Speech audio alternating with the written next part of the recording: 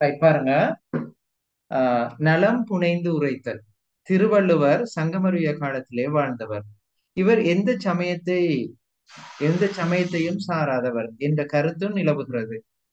வள்ளுவர் தொடர்பாக அதிகமான கர்ண பரம்பரை கதைகளே உண்டு. வள்ளுவரின் கவிதா ஆளுமையில் தன்னை பறிகொடுத்த மகாகவி பாரதியாரும், யாமறிந்த புலவரிலே கம்பரை போல் வள்ளுவனை போல் இளங்கோவை போல் பூமிதனில் யாங்கனும் பிறந்ததில்லை என்கிறார். திருவள்ளுவ மாலை என்ற நூலில் 53 புலவர்கள் வள்ளுவரின் புலமையை புகழ்ந்து பாடியிருக்கின்றனர். ரைட். ஓகே பிள்ளையர், நலம் புனைந்து உரைத்தல் போட்டுட்டு நீங்க இந்த வள்ளுவர் பற்றிய இந்த குறிப்பை முதலாவது எழுதி கொள்றீங்களா? ஓகேயா? சரியா பிள்ளையர்? Okay sir. ரைட். ஓகே.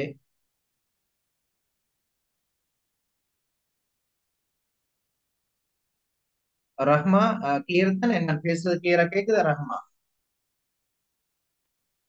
ஓ ஓ சார். Sir okay. கேக்குது. ரைட்.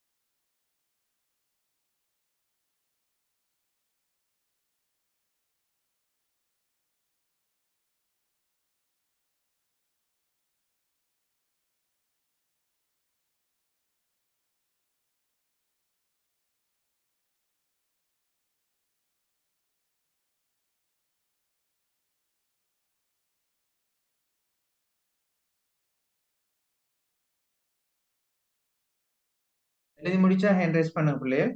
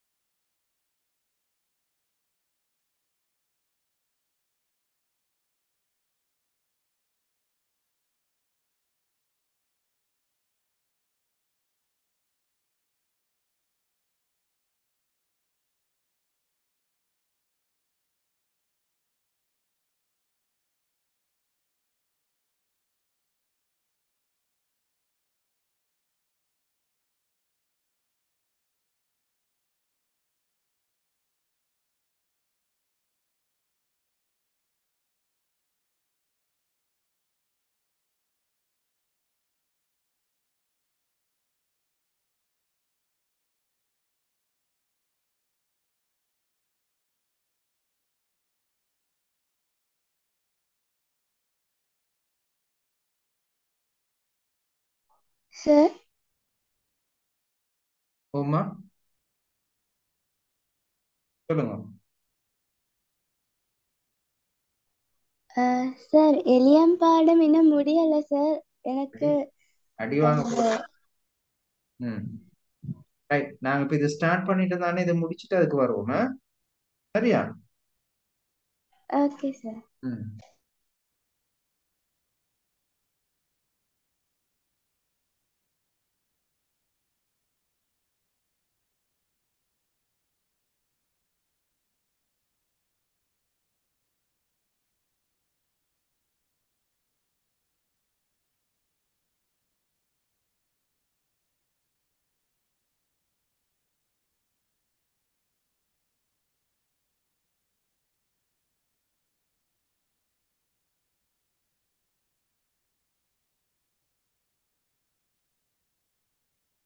என்னடி நிறைய பேர் கிளாஸ் காணல.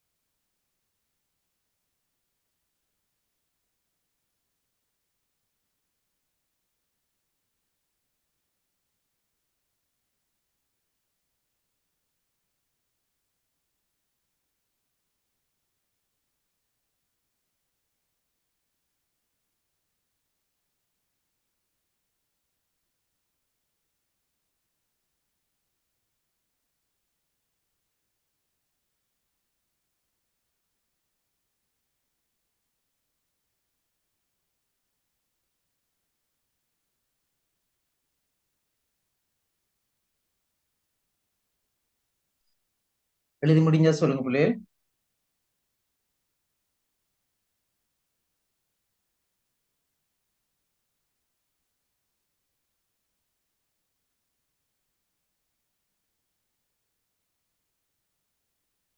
ஹிக்மா, நஷ்ஃபா, ரஹ்மா எழுதியாச்சா?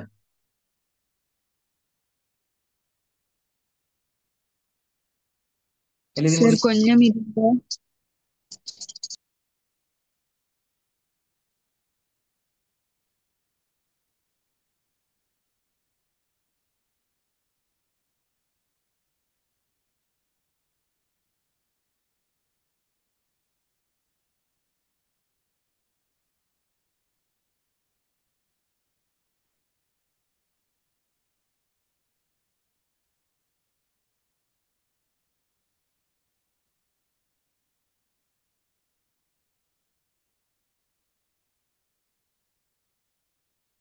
ரைட். அடுத்தது போமா பிள்ளைகள்.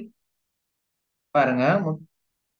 திருக்குறள் திருக்குறளில் காமத்துப்பால் என்ற அதிகாரத்தில் இடம்பெறும் நலம் புனைந்துரைத்தல் என்ற இவ்வதிகாரம் தலைவன் தன் தலைவியின் பேரழகை புகழ்ந்து பாடுவதாக அமைந்துள்ளது.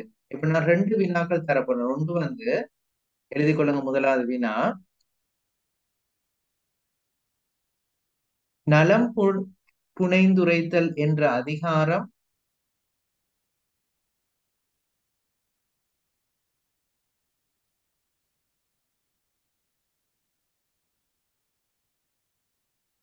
நலம் புனைந்து உரைத்தல் என்ற அதிகாரம்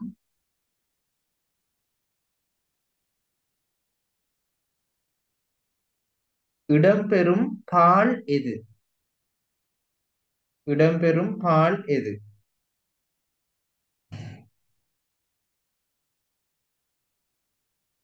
நலம் புனைந்துரைத்தல் என்ற அதிகாரம் இடம்பெறும் பால் எது?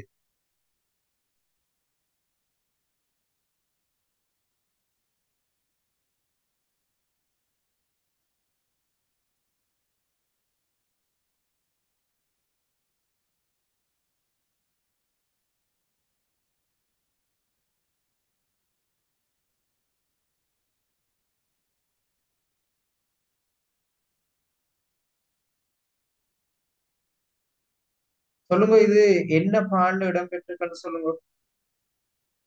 காமத்துப்பால். ரைட், எழுதி கொள்ளுங்க விடைய.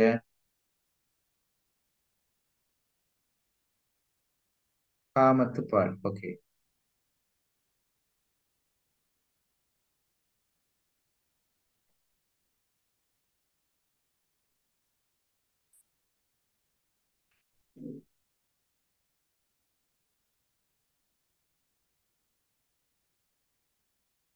அடுத்த கேள்வி எழுதுங்க. இவ்வதிகாரம் முன்வைக்க விரும்பும் விடயம் யாது? இவ்வதிகாரம் முன்வைக்க முற்படும் விடயம் யாது?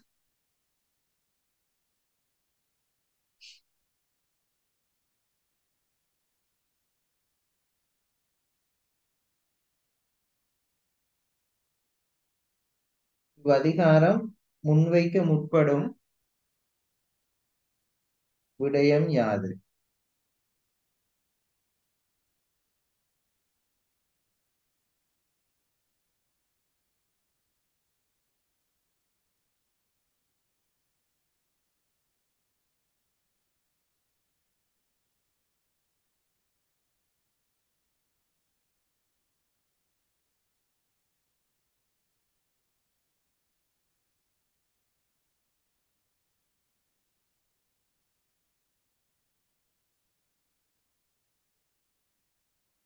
சொல்லுங்க, இந்த அதிகாரம் என்னது முன்வைக்க முற்படுதுன்னு சொல்லுங்க பிள்ளை.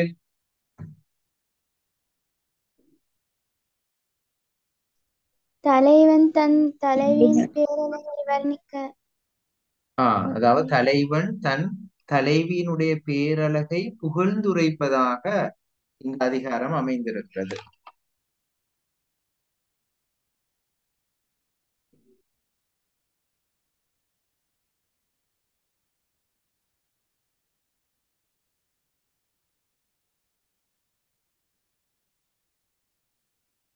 சரியா?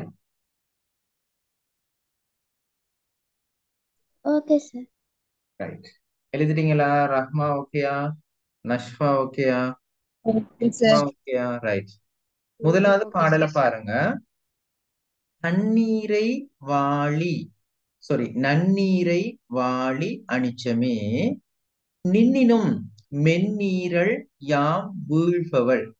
நாங்க திருக்குறள் படிக்கிற நேரம் கொஞ்சம் மார்க் பண்ணிக்கொள்ளுங்க பிள்ளை. நாங்க என்னென்ன திறன்களை ஸ்கில்ஸ பெறணும்னு சொல்லி, முதலாவது குறளை சந்தி பிரிக்க தெரியணும். எழுதி கொள்ளுங்க, சந்தி பிரிக்க தெரியணும். அது முதலாவது விஷயம். ரெண்டாவது, கொண்டு கூட்ட வேண்டி இருந்தா கொண்டு கூட்ட தெரியும். ஓகேயா? அது ரெண்டாவது விஷயம். மூன்றாவது என்னன்னா பொருள் அறியணும்.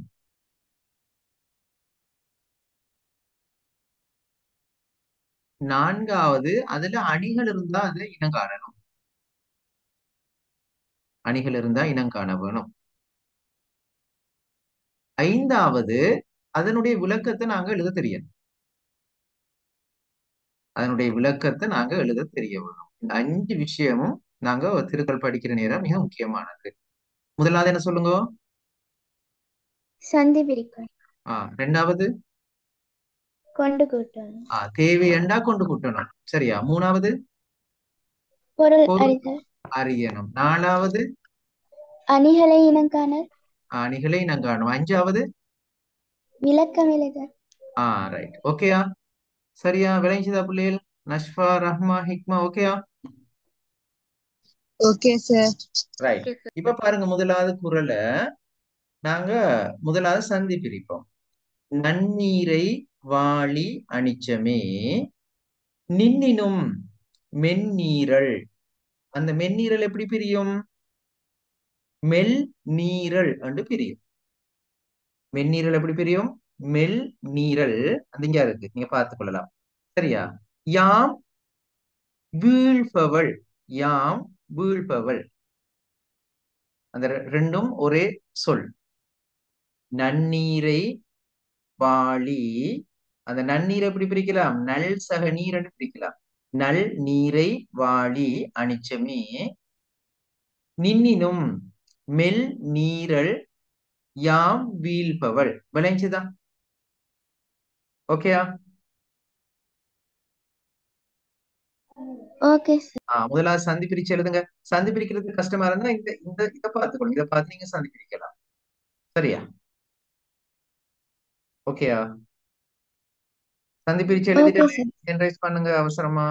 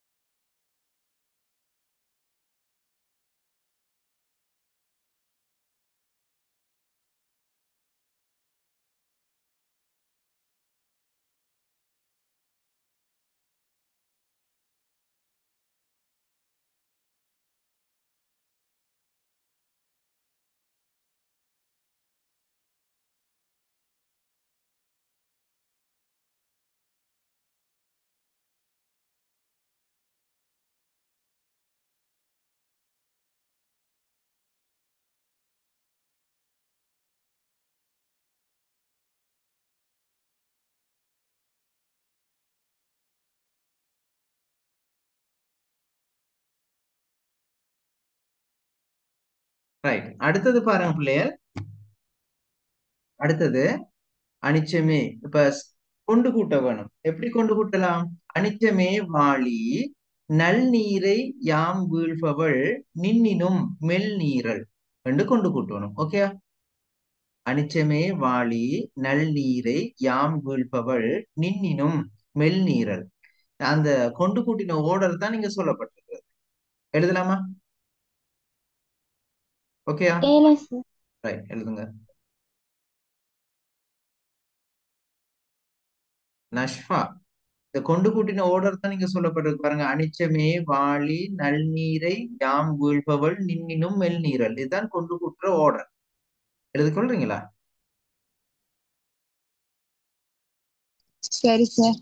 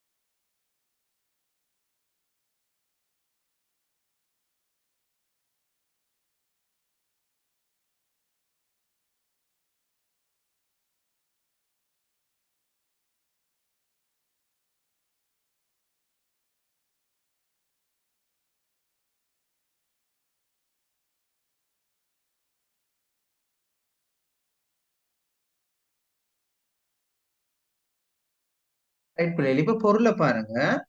அனிச்சமே, அனிச்சம் பூவே நீ வாழ்வாயாக. அனிச்சம் பூவே நீ வாழ்வாயாக. மென்மை தன்மையால் நீ எல்லா பூவிலும் நல்ல குணமுடையவள் என்றாலும் எம்மால் விரும்பப்படுபவள் உன்னை காட்டிலும் மென்மை தன்மை உடையவள்.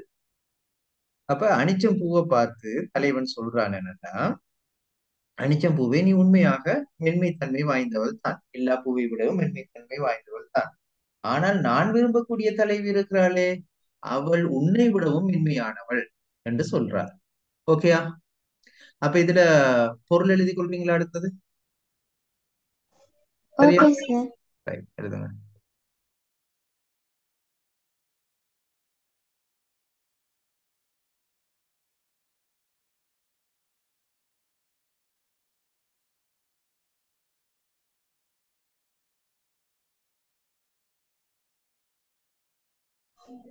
சார், ஓ ஹிஃபத், சொல்லுங்க.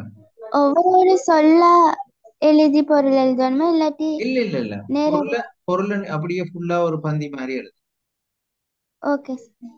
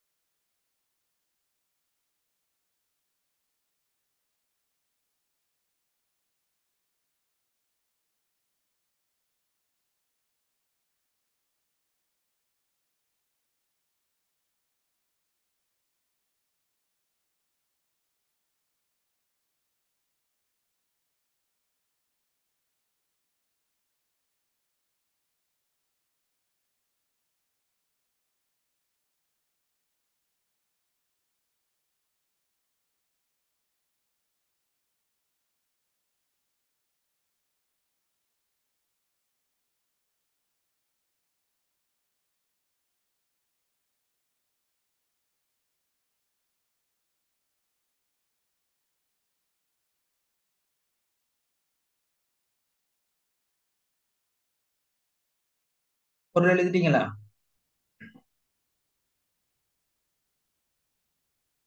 ஓகே பிள்ளை. அப்ப பாருங்க. Okay sir. அப்ப நல்லா கேட்டுக்கொள்ளணும். இப்ப திருக்குறளுக்கு நாங்க விடை எழுதுற நேரம் நாங்க எப்படி மார்க்ஸ் எடுக்கிறதுன்னு சொல்லி மார்க்கிங்ல. சரியா? இப்ப குறளை பாடமாக்கி எழுத வேணும் என்ற எந்த தேவையும் இல்லை. உங்களை அப்படியே யாராவது கைட் பண்ணியிருந்தா அது பிழையானது. ஏன்னா நான் மார்க்கிங் சீஃபா இருக்கிறேன். ஓகேயா?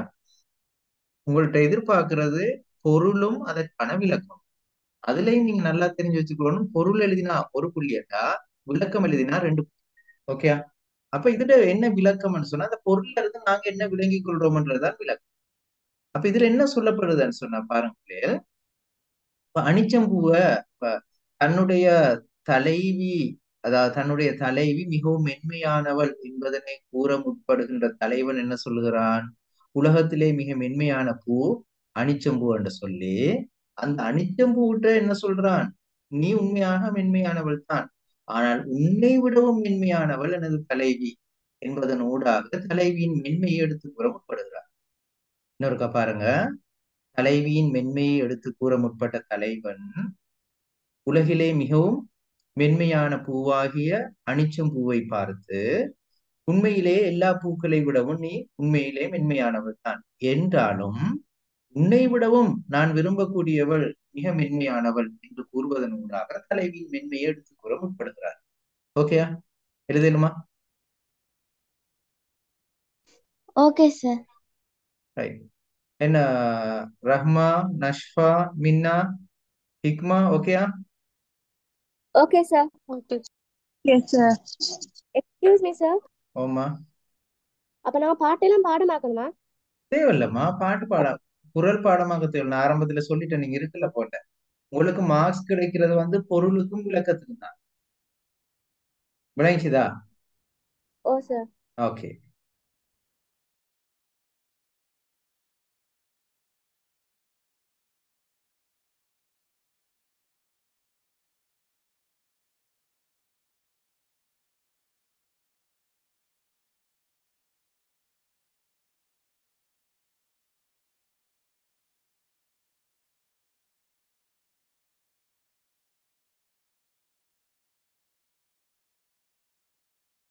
Excuse me sir.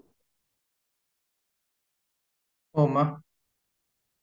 எனக்கு ஒரு பாஸ் பேப்பர்ல டவுட் கொஞ்சம் கிளியர் பண்ணிடுமா சொல்லுங்களே. சார்? இந்த அந்த அழகு கேள்வி அழகு வாழ்விலி ஆயிலை நன்னுதல் திலகம் கண்டு எதிர் செஞ்சிலை மாறணும். ம். அழகு வாழ்விலி ஆயிலை என்ற தொடரை விளக்குக. ம். அப்ப ஆயில் என்றாவது அணிகலன் தானே? இல்ல, ஆராய்ந்தெடுக்கப்பட்ட அணிகலன். அணிகலன்களோ. அப்ப அதுக்கு விடை இப்படி வருமா? கூர்மையான வாள் போன்ற கண்களை உடையவளும் ஆராய்ந்தெடுக்கப்பட்ட அணிகலன்களை அணிந்தவள். ஓகே. வாழ்விலி என்ற கூர்மையான. சரியா? அடுத்தது ஆராய்ந்தெடுக்கப்பட்டதன் ஆய் இலை என்று சொன்னது. சரி.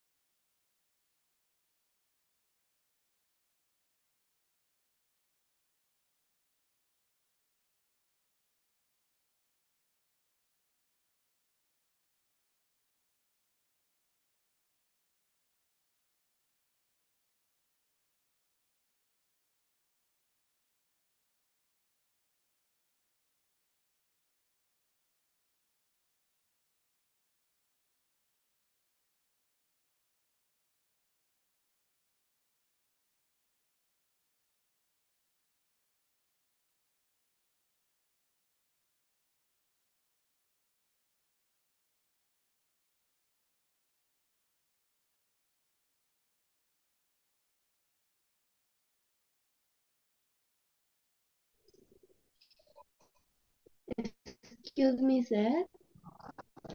ஓ ரஹ்மா சொல்லுங்க. Sir, நீங்க பொருள் என்னதுல எழுத சொன்ன கவரேஜ் இல்ல கொஞ்சம் விலங்கல்ல. பொருளுக்கு பிறகு விளக்கம் எழுத சொன்னேன் மகள்.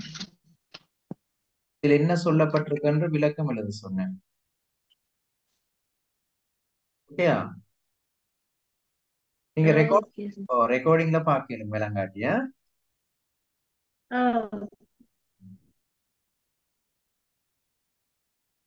இப்ப விளக்கம் விளங்கிச்சா? சொல்லவா இன்னும் இருக்கா?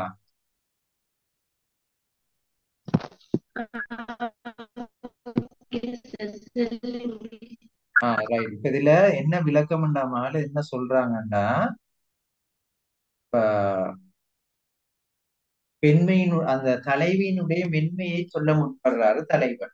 சொல்லுகிற பொழுது அவர் கையாண்ட உத்தி என்னண்டா, உத்தி என்ன டெக்னிக் என்னண்டா, உலகிலே மிகவும் மென்மையான அனிச்சம் பூவை விழிச்சு சொல்றாரு. அனிச்சம் பூவே, நீ உண்மையிலே இந்த உலகிலே இருக்கின்ற எல்லா பூக்களை விடவும் மென்மையானவள் தான். ஆனால் உன்னை விடவும் மென்மையானவள் எனது தலைவி என்று கூறுவதனூடாக தலைவியின் மென்மைய எடுத்து கூறுகிறார். அனிச்சம் பூவாட ஒப்பிடாம அதை விடவும் மென்மையானவள் என்று சொல்றார். ஓகேயா? Okay sir. ம்.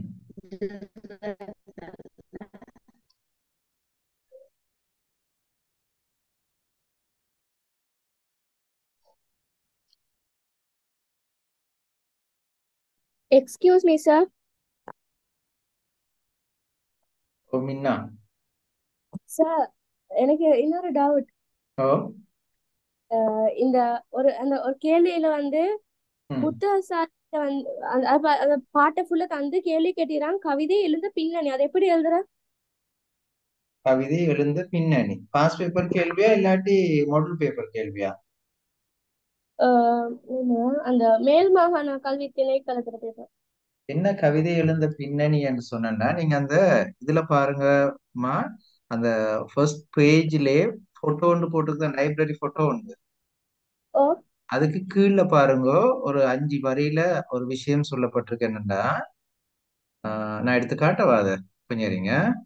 அது என்ன சொல்லப்பட்டிருக்குன்னா, ஆரம்ப காலத்துல வந்து இப்ப போன்ஸ் எல்லாம் இருந்த மாதிரி இது அமெரிக்கல்ல, லைப்ரரி தான். லைப்ரரியினுடைய அந்த நூலகத்தினுடைய சிறப்பை கூறுவதற்காக எழுதப்பட்டது தான். இந்த இருக்கு பாருங்க, இந்த இருக்கு நான் சொன்னேனே, இதுதான் ஓ. அதுக்கான வீடு.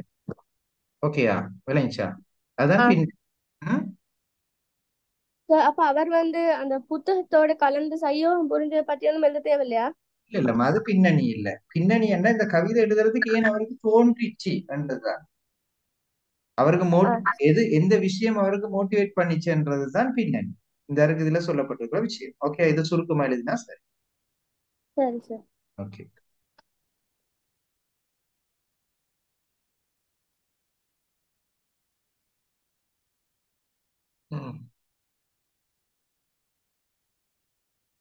ரைட். ஹிக்மா, நஷ்ஃபா, ரஹ்மா எழுதிட்டீங்க.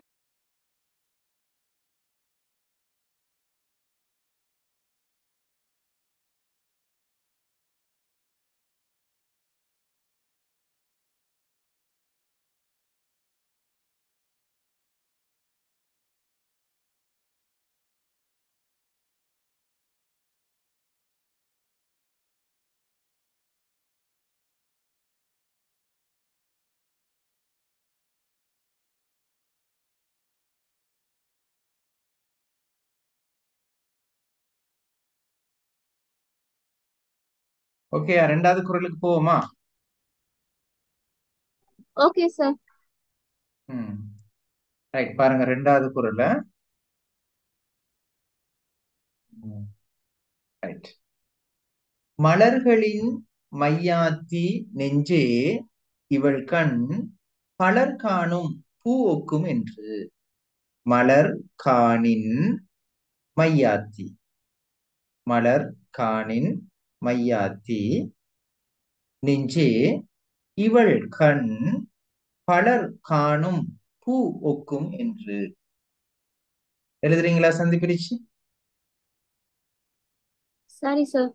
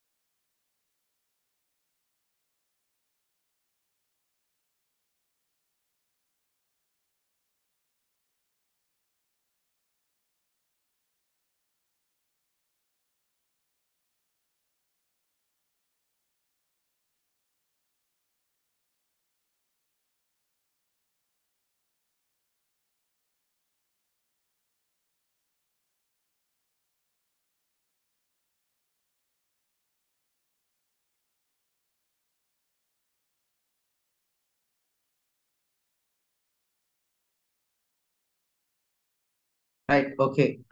இப்ப பாருங்க, இத இந்த குரல் கொண்டு கூட்ட வேணுமா தேவையில்லையா? வேணும். கொண்டு கூட்ட கொண்டு வேணும் கூட்ட என்ன? Okay, right. பாருங்க, இது எப்படி கொண்டு கூட்டினா வரும்னா, நெஞ்சே இவள் கண் மலர் காணும் பூ ஒக்கும் என்று மலர் காணின் மையாத்தி என்று கொண்டு கூட்ட வேணும். கொண்டு கூட்டி எழுதுங்க.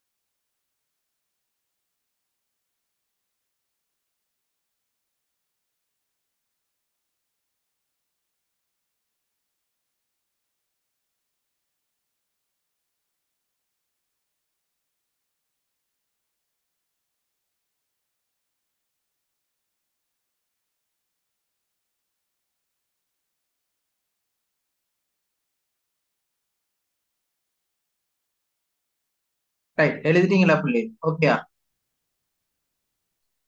ஓ சார். ரைட். ஓ சரி சரி.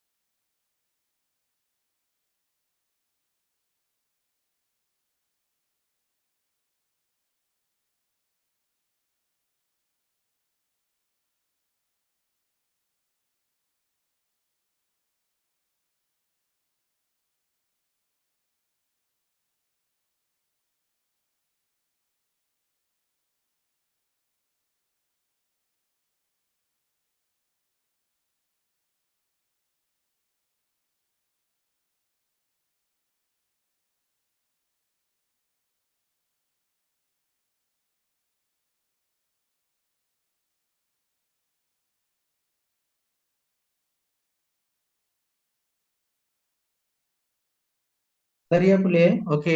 நாங்க கொண்டு கூட்டி எழுதினோம். பொருளை பாருங்க.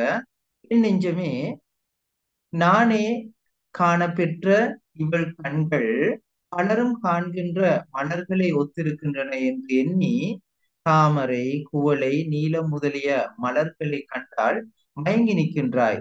உன் அறிவு இருந்த விதம் என்ன? அப்ப என்ன சொல்றாருண்டா, இப்ப மத்த புலவர்கள் எல்லாம் வந்து தாமரை மலருக்கும் நீலோட்ப மலருக்கும் குவளை மலருக்கும் என்ன செய்வாங்க? பெண்களோட கண்ணை ஒப்பிடுவாங்க. அப்ப இவர் தனது நெஞ்சத்துக்கிட்டே சொல்றாரு என்னன்னா, நெஞ்சமே, நீ தாமரை மலரையோ குவளை மலரையோ நீலோட்ப மலரையோ காணுகின்ற பொழுது அந்த தலைவியினுடைய கண்கள் என்று சொல்லி நீ மயங்கி விடாதே. தலைவியினுடைய கண்கள் அதை விடவும் அழகானவை என்று சொல்ல முற்படுறார். விளங்குதா? அப்படியே ஓ சார். தனது நெஞ்சத்தோடு அவர் பேசுறார். அப்ப இதுல பொருள் எழுதிட்டு நீங்க விளக்கம் என்ன எழுதலாம்? தனது நெஞ்சத்தோட அவர் சொல்லுகிற விஷயம் என்ன? நெஞ்சமே, நீ என்ன இப்ப தலைவியினுடைய கண்களினுடைய அழகை உயர்த்தி கூறுவதற்காக தான் இதை செய்யறாரு. நெஞ்சமே, நீ என்ன, நீ மயங்கி விடாதே.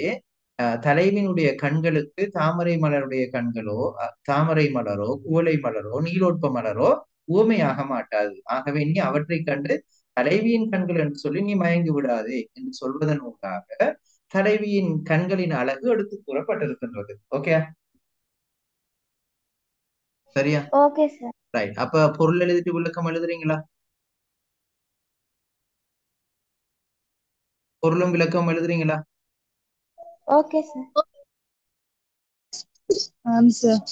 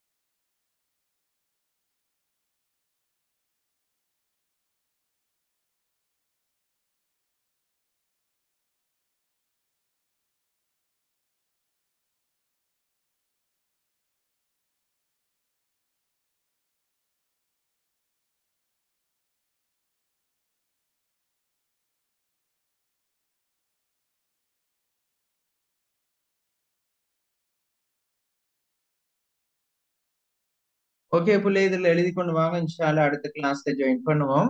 ஓகேயா? ரஹ்மா உங்களுக்கு மெசேஜ் எல்லாம் போட்டு ஏதாவது டவுட் இருந்தா கால் பண்ணி பேசுங்க. அஸ்ஸலாமு அலைக்கும். ஓகே.